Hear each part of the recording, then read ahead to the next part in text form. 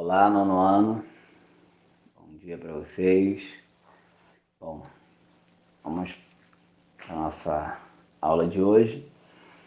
A gente hoje vai estar falando sobre o conteúdo da AV7, né? Nossa próxima atividade avaliativa. E vamos estar abordando aí a questão relacionada ao continente Oceania. Vamos estar abordando a região polar do Ártico e também as questões ambientais, que foi o que a gente tratou agora desses últimos assuntos, e a gente vai passar como se fosse um resumo desse conteúdo, para que você possa melhorar aí a sua participação na prova, ok?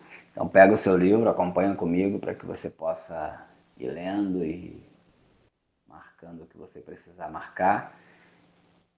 E eu vou compartilhar aqui a tela, como eu procuro fazer, que você possa visualizar também o que eu estou marcando e destacando, ok? Então vamos lá.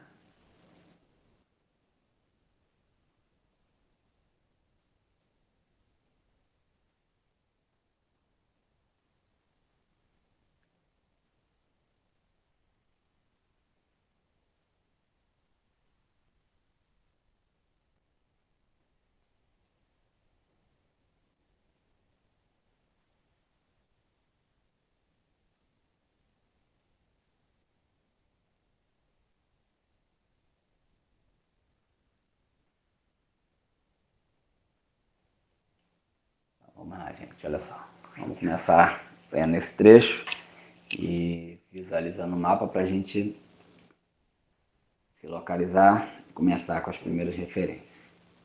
Em termos de extensão, o primeiro título aí para a gente começar correto, Oceania e suas regiões. Em termos de extensão territorial, a Oceania é o menor dos continentes da Terra, com aproximadamente 8,5 milhões de quilômetros quadrados. No entanto, a região abriga diversos arquipélagos, separados uns dos outros por grandes distâncias oceânicas. Analisando o mapa abaixo, é possível observar que a Austrália é o maior país da região e apresenta dimensões continentais. O arquipélago da Nova Zelândia é o território, e o território da Papua Nova Guiné, por sua vez, representam as mais extensas áreas insulares da Oceania. Então, a primeira coisa que a gente vai destacar aqui desse trecho que a gente leu é que os três maiores territórios do continente Oceania são Austrália, Nova Zelândia e Papua Nova Guiné. Nesse mapa aqui, ele vem apresentado aí de amarelo. Ó, Nova Zelândia, Austrália, que é o maior, esse é difícil de errar, e Papua Nova Guiné, que é esse pequeno pedacinho aqui. Ok? São os maiores territórios que a gente tem na Oceania. E a Oceania é composta aí principalmente por Austrália e Nova Zelândia como país. E esses são os países de maiores extensões, quando a gente fala de país. Entre os territórios são os três, incluindo Papua Nova Guiné, mas considerando como país completo, esses dois formam os maiores países, Austrália e Nova Zelândia. Eles também se destacam por outro motivo. Eles são países desenvolvidos que estão aí no hemisfério sul, países que são desenvolvidos dentro desse continente Oceania. Eles têm o IDH elevado, qualidade de vida, bom desenvolvimento, e isso destaca ele no mundo, esses dois países no mundo inteiro. Em relação às questões da geografia física, a gente vai para a próxima página aqui, 351, né?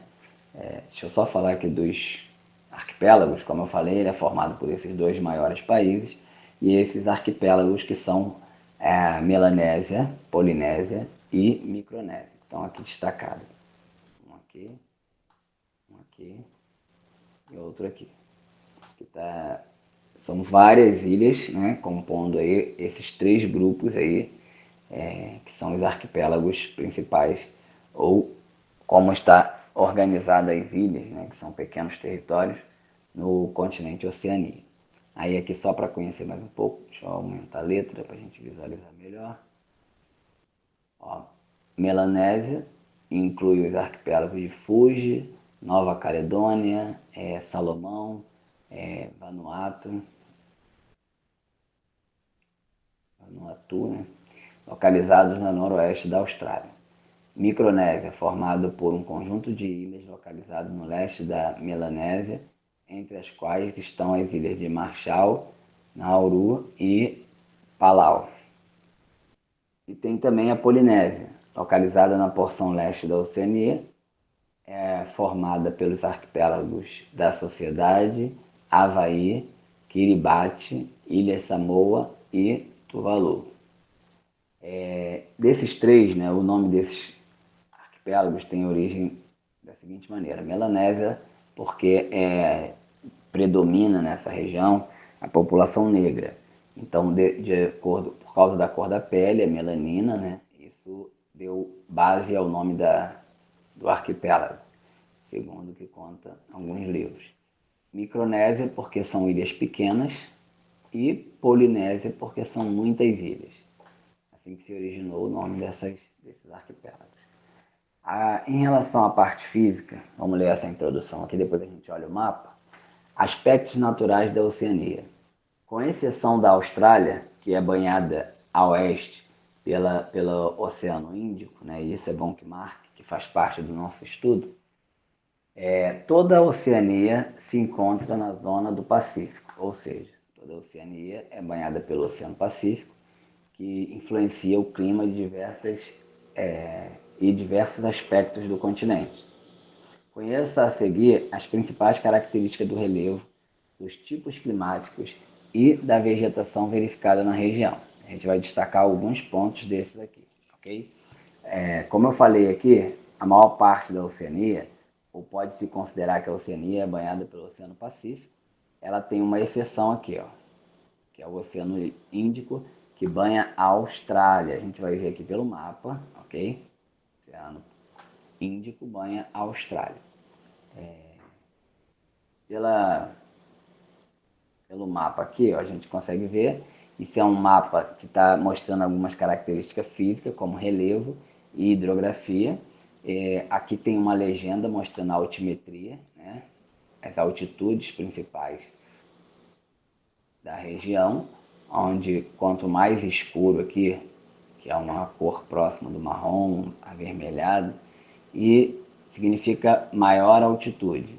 E quanto mais próximo do verde, ou seja, à medida que vai clareando, ele tem menos altitude. E as principais características que a gente destacou no decorrer dos nossos estudos nesses assuntos foram o seguinte: primeiro que, apesar de ter marcado aqui, ó, áreas que têm elevações, de forma geral, a região da Austrália, território da Austrália, não apresenta elevadas altitudes, porque toda a sua formação de relevo é antiga, então essas porções estão desgastadas.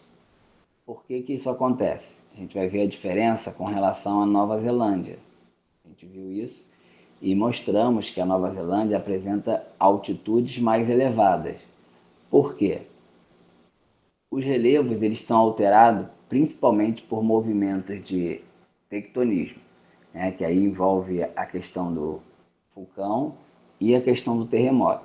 E essas ações só ocorrem em lugares onde tem encontro de placas tectônicas.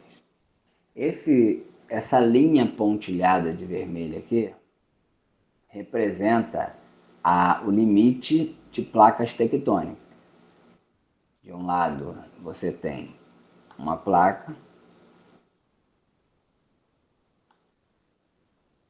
de outro lado outra placa tectônica.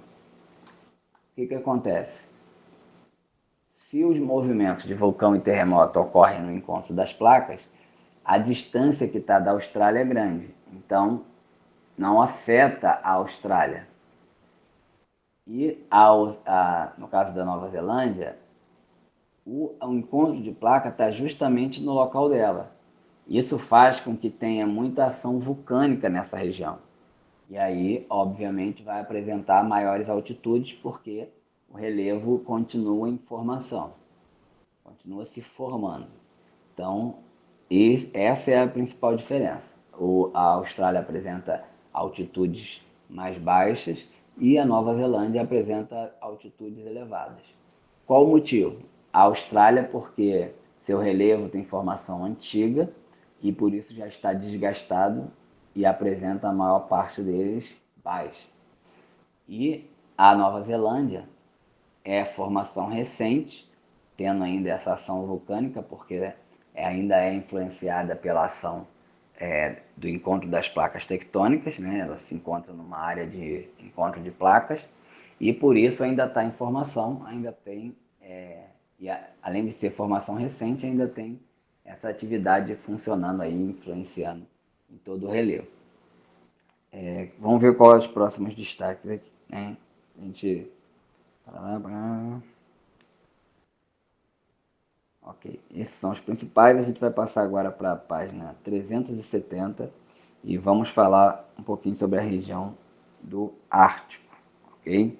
Só lembrando uma coisa, um detalhe que a gente falou também em relação à Oceania e Austrália e Nova Zelândia, mais os arquipélagos, né? Eles já tinham nativos ali antes da colonização, mas esse também é chamado Novíssimo Continente e foi um dos últimos continentes a serem ocupados, a serem colonizados, e quando chegou já tinha uma população nativa que, de acordo com historiadores, uma parte chegou aí por terra, porque o oceano estava em nível baixo, e uma outra parte chegou em pequenas embarcações vindo da Ásia, e isso da população nativa. E após a colonização no século XVIII, né, o último continente a ser colonizado, aí sim começou a chegar pessoas da Europa. No século XX também teve uma leva de pessoas, principalmente após a Segunda Guerra Mundial, vinda da Europa, né, uma população da Europa que ocupou essa área. Lembrando que a Austrália é um dos lugares onde apresenta um dos lugares que apresenta uma das maiores diversidades de pessoas, porque tem facilidade de aceitar, de receber muito as pessoas das suas diversas origens, ok? E vamos agora para a página 370.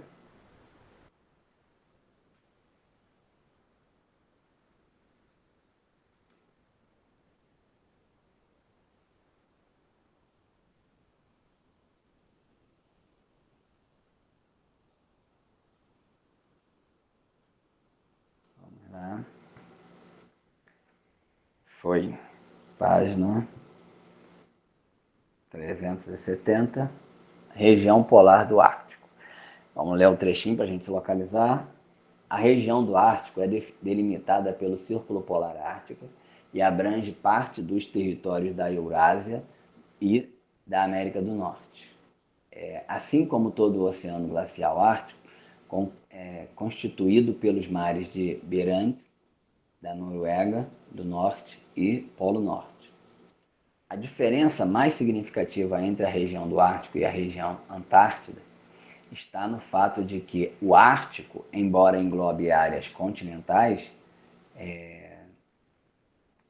da América e da Eurásia, não apresenta uma massa de terra, vamos frisar isso aqui, ó, uma massa de terra como a Antártida, ou seja, não tem uma massa de terra própria. Ela até alcança algumas massas de terra da América e da Eurásia, que é aí a massa de terra que tem uma parte que é a Europa, outra parte que é a Ásia,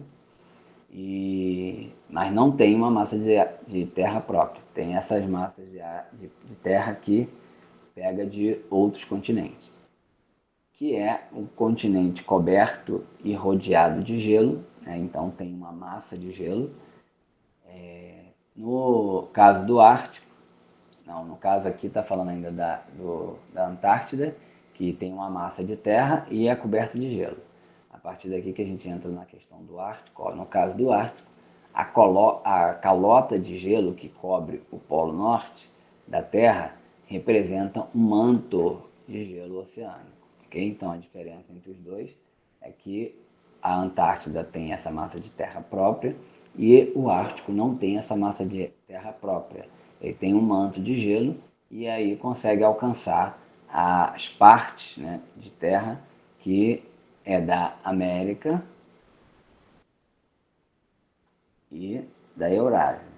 Como eu falei aqui, é uma massa de terra só mais dois continentes, Europa e Ásia. Vamos visualizar o mapa. Ó. Então aqui você tem uma massa de gelo no meio e o círculo polar que está aqui. Ó. Círculo polar. Ele vai pegar Canadá, que faz parte da América do Norte, o Alasca, que pertence aos Estados Unidos e faz parte da América do Norte, e vai pegar, além da Groenlândia, né, que é da Dinamarca,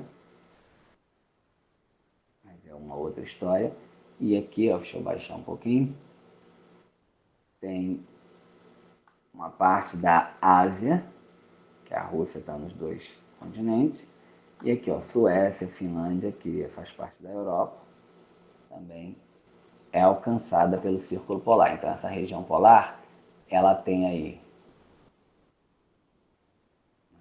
visualizar o mapa, então ela tem aí, ó, uma massa de gelo e pega as massas continentais da América, da Europa e da Ásia. Okay? Um outro detalhe em relação à Oceania não, ao polo, à região polar do Ártico, são as atividades econômicas. Né? A gente aqui tem uma referência, aqui embaixo tem a legenda,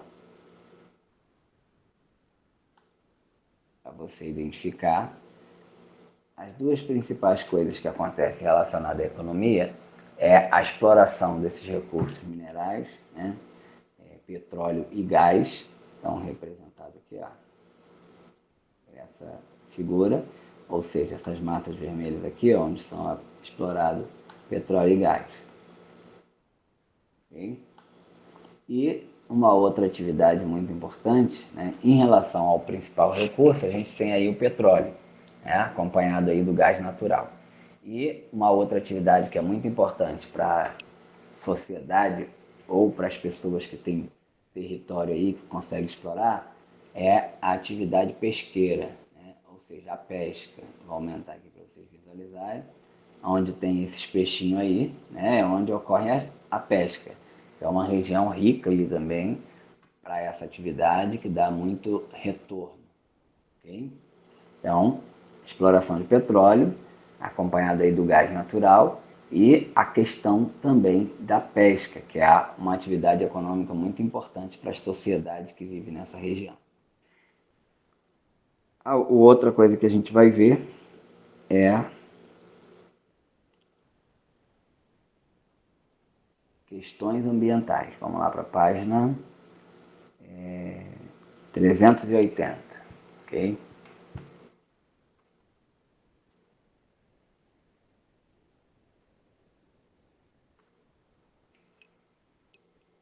Vamos ler só um trechinho da nossa base. As questões ambientais ao longo do tempo.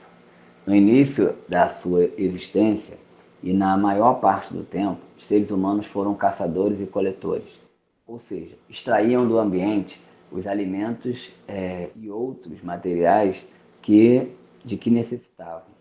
Eram grupos pequenos que praticavam o nomadismo. Nesse tempo, os impactos humanos gerados ao meio ambiente eram considerados mínimos. Ao longo do tempo, a evolução dos conhecimentos técnicos possibilitou o início da prática da agricultura e da criação de animais. Nesse cenário, os seres humanos passaram a se fixar em um único lugar. Esse início ocorreu somente nos últimos 10 mil anos. Consequentemente, surgiram as primeiras aglomerações humanas e muitas delas se tornaram as primeiras cidades. Desde então, os impactos da presença humana sobre o ambiente foram se tornando cada vez mais evidentes. Nas cidades, necessitava-se alimento, vamos lá, de alimentos e matéria-prima para a subsistência da população, o que levou a uma exploração cada vez maior dos recursos naturais.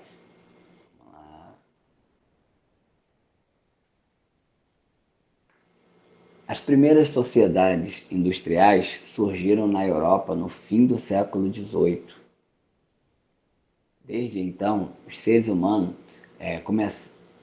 causaram mais impacto ao ambiente do que toda a sua existência no planeta, até então. Atualmente, com o trabalho e dentro da lógica das sociedades industriais e do modo de produção capitalista, os seres humanos transformam praticamente todos os ambientes para atender suas necessidades. Então, vamos só recapitular aqui. O ser humano só coletava, né? Tirava o que tinha na árvore para comer, pegava, se tivesse alguma caça ou alguma pesca, pegava só aquela quantidade que tinha necessidade naquele momento, e os espaços, ambientes naturais eram pouco alterados. Sem contar que o número de pessoas, o número era pequeno. Então, pequenos grupos. Então, tinha pouca alteração. Duas coisas mudou, ou três, né? A técnica foi avançando, o homem foi criando necessidades novas e o número de pessoas foi alterando, foi aumentando de forma cada vez mais alarmante. Um dos principais fatores que aumenta o processo de alteração do ambiente é a descoberta das técnicas. Quanto mais avançada a técnica, mais rápido o homem consegue transformar esses ambientes. E um dos maiores marcos que tem em relação à transformação do ambiente tem a ver com a sociedade industrial. Ou seja, a partir do século XVIII, quando houve a primeira revolução industrial, o homem passou a intensificar essa transformação. Um outro ponto que a gente precisa ver, e que está nesse contexto sobre as questões ambientais, é em relação às atividades, os encontros, a busca de tentar conservar esse meio ambiente. Apesar de todo o prejuízo, apesar de toda essa alteração principalmente após a Revolução Industrial, então o homem ainda tenta manter, né, ou recuperar ou frear essa alteração.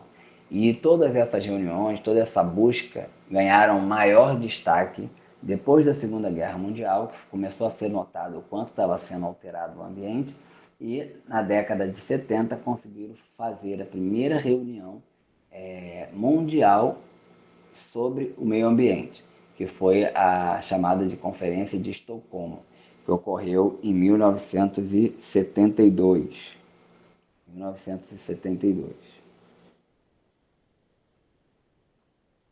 E outras reuniões ocorreram, como por exemplo a ECO 92, que aconteceu no Rio de Janeiro, também chamada de Rio 92, que aconteceu em 1992.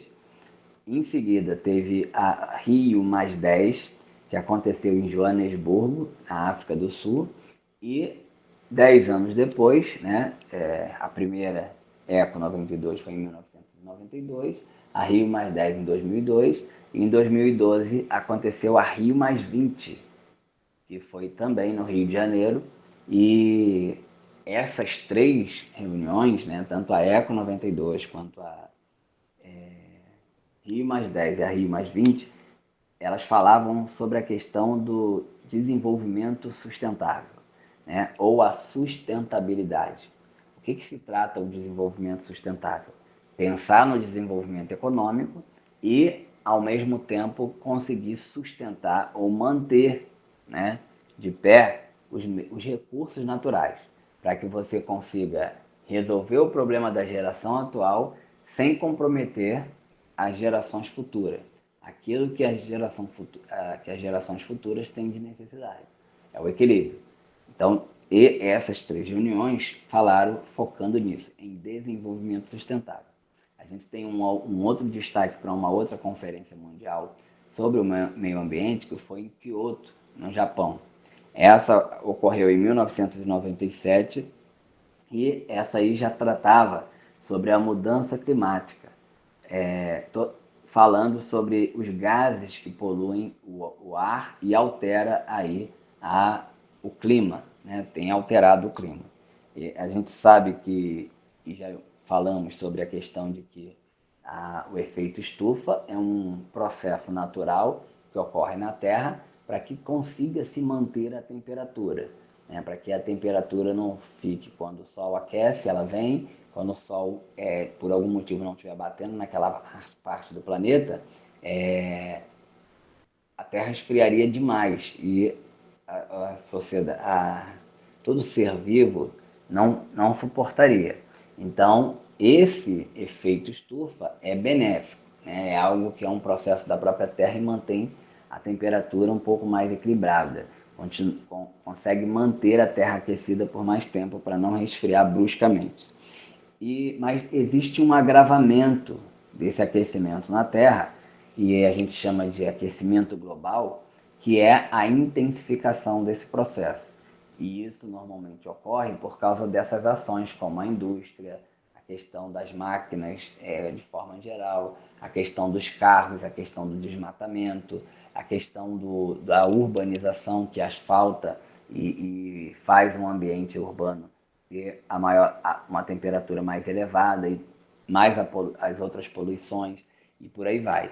Então, esse aquecimento global gerado pelo ser humano é chamado pelos especialistas de aquecimento global antropológico, que está relacionado ao ser humano, ao homem, né, às sociedades. Então, nosso conteúdo é esse, né? A gente fica aí com a matéria e as questões para estudar para a AV7 e façam uma boa atividade, ok? Até a próxima aula, ficamos por aqui. Valeu, pessoal.